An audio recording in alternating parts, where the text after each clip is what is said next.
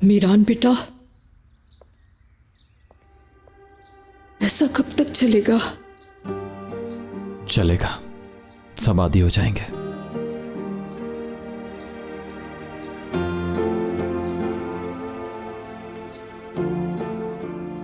तुम्हें बेहतर पता है क्या करना है।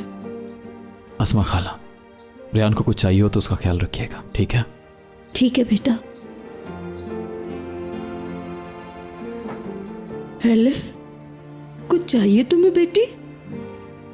मैं जा रही हूँ। बाय द वे, बात करने के लिए क्या रह गया है? अलिफ, जी बोलिए। खैरियत है ना? जो तुम्हारे दिमाग में चल रहा है मुझसे कह सकती हो।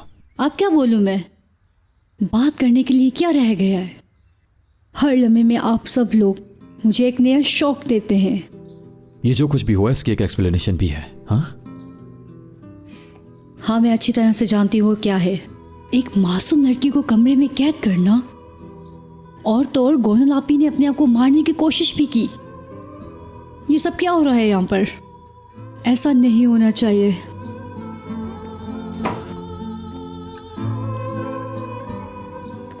वो लड़की हमें ले डूबेगी भाई, देख लीजिएगा, ऐसा ही होगा।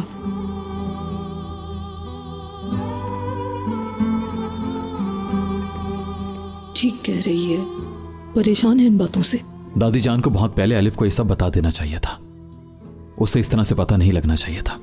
खानम उसे कैसे बताती हैं? बहुत छोटी उम्र से पाला है उन्होंने उसको।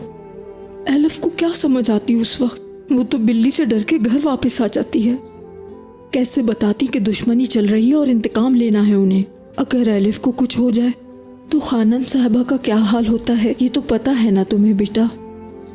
और वैसे भी ये सब कुछ जो हुआ है वो,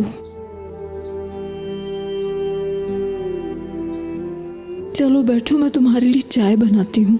अपना रंग तो देखो कितना जर्द पड़ गया है। नहीं अस्मा खाला, मेरा बिल्कुल भी मूड नहीं है।